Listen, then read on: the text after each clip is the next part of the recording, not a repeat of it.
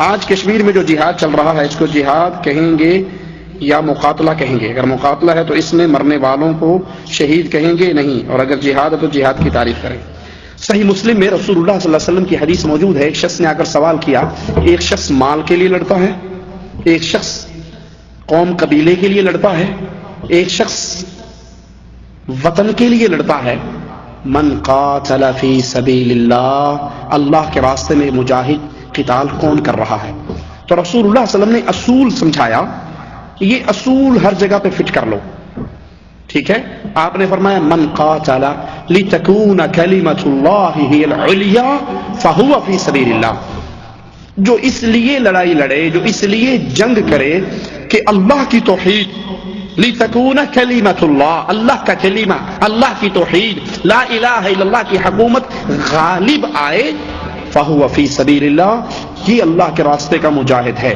اور اس کے علاوہ کوئی وطن کی آزادی کے لیے لڑتا ہے، کوئی قوم اور قبیلے کے لیے لڑتا ہے، مال اور دولت کے لیے لڑتا ہے، تو وہ جہاد فی سبیل اللہ نہیں ہے۔ کشمیر کی جنگ کے تین مقصد ہیں، تین نظریوں کے لوگ کشمیر کے اندر لڑ رہے ہیں۔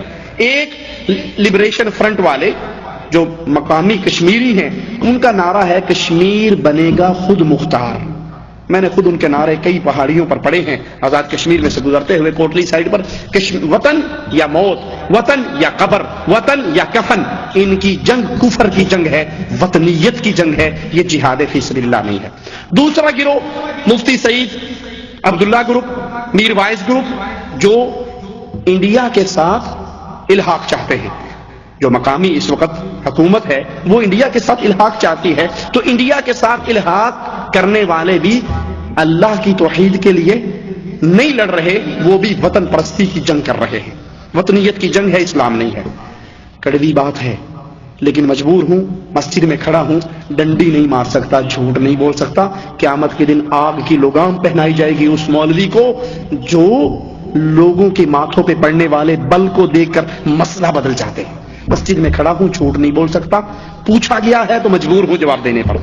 جو پاکستان سے لوگ جا کے کشمیر میں لڑ رہے ہیں، جن کو ISI لڑوا رہی ہے، پاکستانی فوج لڑوا رہی ہے، ان کی ٹریننگ پاکستانی فوج کرواتی ہے، ان کے ٹریننگ سینٹر وہ چلاتی ہے، ان کو چندہ وہ دیتی ہے، فنڈنگ وہ دیتی ہے، ان کے رسالے وہ چھپواتی ہے، ان کے خرچے وہ اٹھواتی ہے، بندہ اندر جا کے مر جاتا ہے، 40,000 روپے تنظیم کو پاکستانی فوج دیتی ہے۔ ان کا نظریہ کیا ہے؟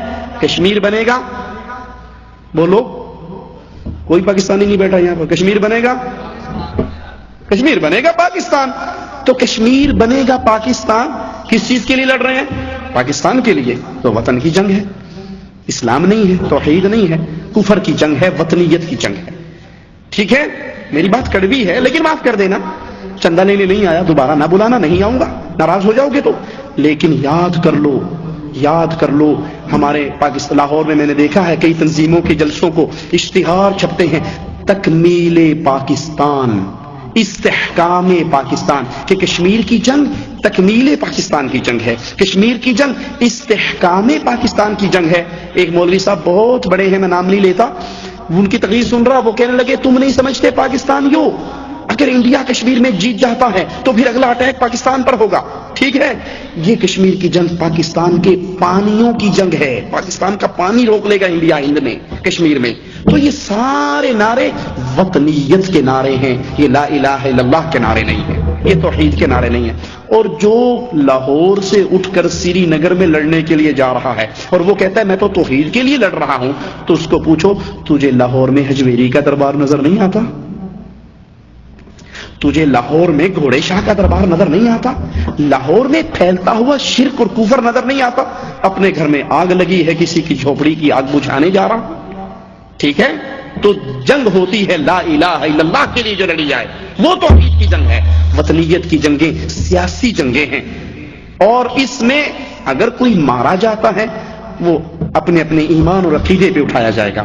مواحد مرے گا. رسول اللہ صلی اللہ علیہ وسلم نے فرمایا من قتل دون عرضه فهو شہید من قتل دون ماله فهو شہید. جو جان بچاتے ہوئے مارا گیا شہید ہے, جو عزت بچاتے ہوئے مارا گیا وہ شہید ہے, جو مال بچاتے ہوئے مارا گیا وہ شہید ہے. اپنے اپنے مواحد مرے گا تو جنتی ہے, مشرک مرے گا تو وہ کشمیر میں مرے, افغانستان میں مرے, عراق میں مرے, جہاں مرضی مر جائے. یا علی مدد کہنے والا مرے گا تو سیدھا جہنم میں.